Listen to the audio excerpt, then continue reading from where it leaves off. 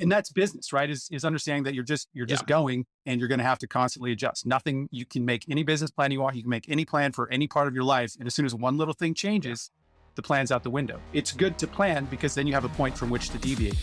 Welcome to the High Voltage Business Builders, a show where we interview entrepreneurs growing and scaling their income through e-commerce and showing you the path to make your first or next million.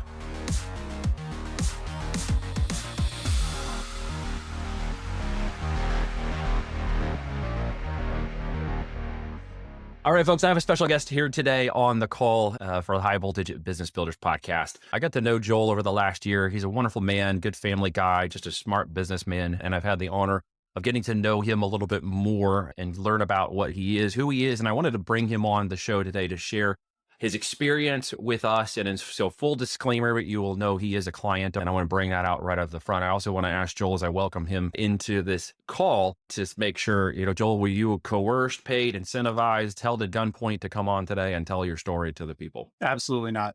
You're here of your own free will. That's right. All right, cool. Well, let's learn a little bit about you and then talk about your business and then some pros and cons, things you've learned, things you didn't know as you got started, things you've come into the knowledge of as you gain some intrinsic value. Let's share your story with folks and I'll give you the floor to kind of tell us what's going on. Yeah, I think our story, at least with Voltage, started. I spent a career in the military. And as I was kind of getting to the end of that, it's time to make the decision, what do we do next? And so I actually spent quite a bit of time and talked to quite a few people in terms of what are some options? What can we do? I've always wanted to start a business. I've run a couple little side businesses along the way. And I was actually working with the folks over at Wealth Without Wall Street. I'm sure some of your people are familiar with them. And I think it was you actually came on and did a presentation. And the stuff that you said, it definitely rang true to me. I said, this is the process that you're outlining and the way that you're demonstrating your business. It sounds like a way to, it sounds like a winner. It sounds like something that can absolutely work. And it wasn't one of these things where it's all rainbows and you're going to be a bajillionaire in 6 months or anything like that. It was like, look, here's the process. Here's the system. It's going to be some work, but the output is, I don't think you use these words, but when I looked in more detail at what you guys did, you almost can't lose. If you just follow the system, it's very, very hard to lose. And that was the thing that kind of turned me onto it. Yeah. So you've obviously been working in this for a little bit. What are some of the things you thought you knew that you discovered either you didn't know or kind of changed your perspective as you started to work the process of selling with e-commerce? I'll be honest. I didn't really know anything about e-commerce. For me, a lot of the way that I look at life is a risk perspective, right? So what's the upside? What's the downside? How do you manage that risk? That kind of thing. And looking at the risk perspective or the risk proposition on this business, it was very much the downside is limited, the upside is infinite, and there's a very, very high likelihood that you're going to do just fine. So like I said, it would be hard to say something that I didn't know because I didn't really know anything. I had not approached e-commerce before. I had not been in this business before. Yeah. So everything was new to me, which was, I think, a good place to start. A good place to start. Okay. So what ultimately enticed you to the e-com model versus something else? I don't know, land flipping or real estate or other places you could have put your money and time and interest. Why e-com? Like what ultimately was the thing that said, you know what, I see myself doing this business? I like the idea of physical products, and it's not just flipping products. You're actually building something. You're actually building a business. You're building something with value. You're providing something to the customer, and it's a lot of control. So I have a lot of control over what I'm doing, what I'm selling, everything about the business. I have some level of control, and some of those other things you don't. You're kind of dependent on markets. You're dependent on other people's systems that may or may not work. And in particular with this, the audience in terms of who you're selling to. The nice thing about Amazon is that everybody's on Amazon. So you can sell anything and there's somebody out there that wants to buy what you have, right? They're already buying it, true, right? I mean, 4,000 product a minute, someone buying something that you can sell them. That's why we love it as an incubator platform for these brands. Yep. But what did you initially struggle with to get going? What were some of the things you felt were a little bit difficult for you that you've maybe overcome or something you're still struggling with? Initially, it's pretty overwhelming. There's a lot to know. And I think it's very, very easy to get, I don't know if it's so much analysis paralysis, but it's very, very easy to get overwhelmed by, oh man, look at all these things that I have to do. And it's really not that hard. I will say that my inherent tendency is to overanalyze things. That's something that's been well trained out of me in the military. So I think I have a bias for action now. So that was the thing that was helpful getting started initially was I'm just going to go. Like there is no perfect information. There never will be perfect information. And you can't predict the future. Anyone who tells you what's going to happen in the future is lying because there's no way to know. They might be right. They might be wrong, but it's a guess. Right. Nobody no knows. guarantee. So you got to go. And if you go, Yeah. you will be involved in the future. If you don't go, the Right. future is going to happen and you're not going to be there. Well, he's a military man and a pilot. You understand things change. You may have a perceived path. You may have an understanding of your flight plan, but you're going to, something is going to change. Weather, events, activities, things are going to shift. Yep. And I think it's well entitled for you personally to lift you up in that, because your agility to make changes, to adapt to something that may be difficult is built into your character, which is great. It's something that's hard to train into others, but it's something that is critical to the success of any business, especially moving in an e-commerce format. So, I mean, kudos to you for being willing to adapt and change and say, okay, I got 80% of the information, 20% I'm going to figure out as I go. And I think that's been one of your success value points as your mentor and friend. And in watching you grow in this, I see that where others have struggled to make a decision and want 100% of the information, you're like, hey, I got 60, 80%, I'm ready to go. Let's go. And that's a big factor in winning in this game, isn't it? Yeah, absolutely. And that's something, it doesn't take 20 years in the military to learn that, right? You just have to decide that I'm going to go, that there is no such thing as perfect information and I'm going to go. We say in the military that no plan survives first contact with the enemy, right? So make a plan, have a point from which to deviate, and then you go. And then you just adjust as things are going. And that's the beauty of this program. And I think the thing that really, really stands out from, other things that I've seen, or I haven't done a lot of, these types of things in the past. Maybe once in the past, it was well worth the time, but the ongoing support, right? So there's always problems. There's always something going on. The business is always changing. And the thing that has been really, really helpful for me is I was confident that I could go because I knew that I was going to get the support, right? It wasn't just a series of videos and good luck. It was some good training and then understanding that we're going to adjust along the way. And when I needed to adjust, there was the community in particular is awesome in terms of there's a lot of experience out there and folks can help out. And then you and Reed in particular, being able to jump in and help out when there's an issue. Yeah, it's great to have wingmans, right? Yeah. To fly along with you. Yeah. It changes, as you know, and well, you say enemy, Amazon in some ways is our enemy at times. People like to get on this marketing pontification that, you partner with Amazon. Well, no, not actually. Amazon is sort of in some ways at times, they're the enemy, aren't they? I mean, they're the ones we have to adapt and shift to. It isn't always the competition that is currently selling on Amazon. Sometimes it's Amazon itself, which is a part of the con, I think, of this business model, but it also can be a pro depending upon how you structure it. Does that make sense? Yeah. And if you're willing to solve the problem, and I use the word enemy, it's not, this isn't necessarily a war, right? But well, I'm just borrowing your phrase. Yeah, right. It's just, they're not really an adversary, but they are a challenge at times to move around, right? Yeah, and that's business, right? Is understanding that you're just going and you're going to have to constantly adjust. Nothing, you can make any business plan you want. You can make any plan for any part of your life, and as soon as one little thing changes, the plan's out the window. It's good to plan because then you have a point from which to deviate. You can say, okay, I'm on track, I'm off track, and how do I need to adjust? But you can't force life back into your plan. You need to adjust your plan to what's going on. So retirement was part of your goals. Have you achieved that? Almost. I got me working for about 3 more months. 3 more months. Okay.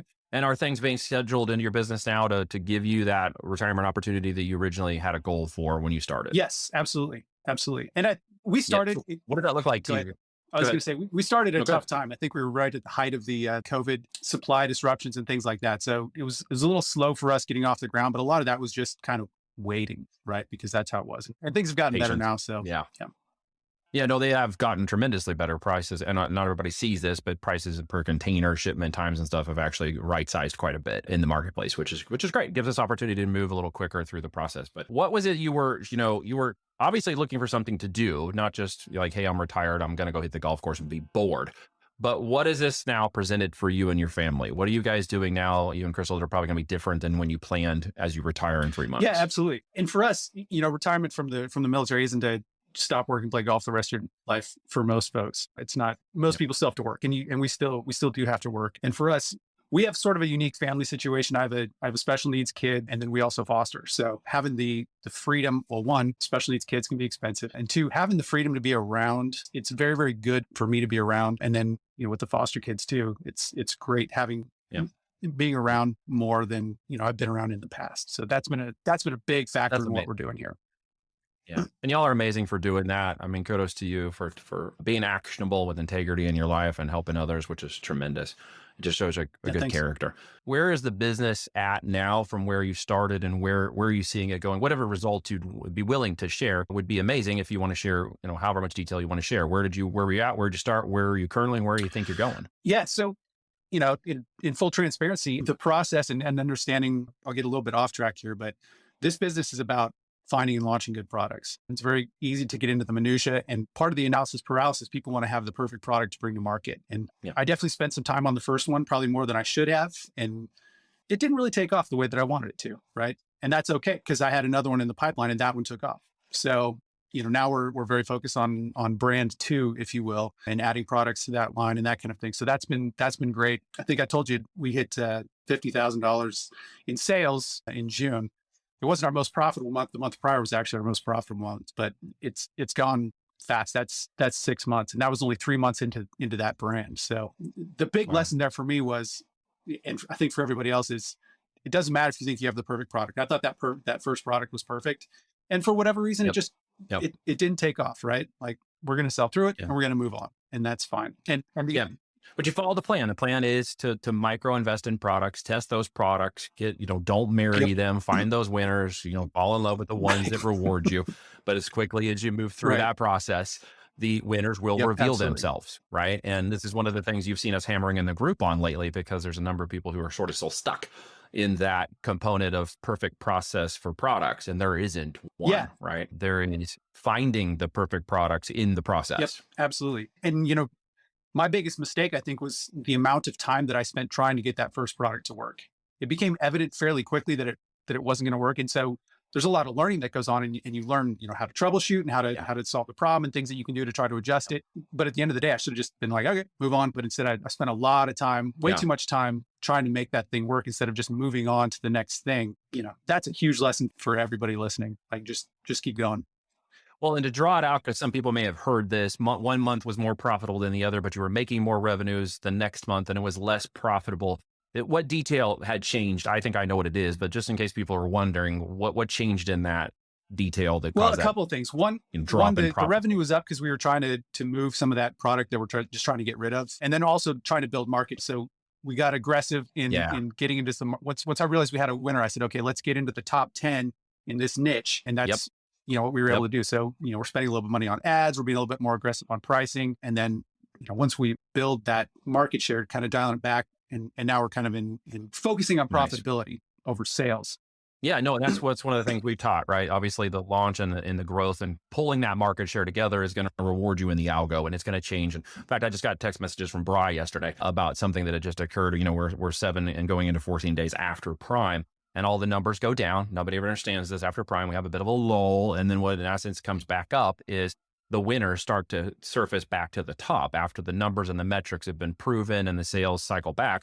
What he's just seen is an enormous 2 days now going on 3 days in a row of sales every day that are record breaking. So the algo has rewarded him after Prime for the better metrics, right? And as you're mentioning, as you take over market share, you're gaining traction from existing sellers in the marketplace, which is smart. And this is what we teach you to do. And I'm glad to hear you doing it, because you will see the rewards in the next 30 days from the algo for those efforts. And it'll be fun to watch that. So where's your goals now?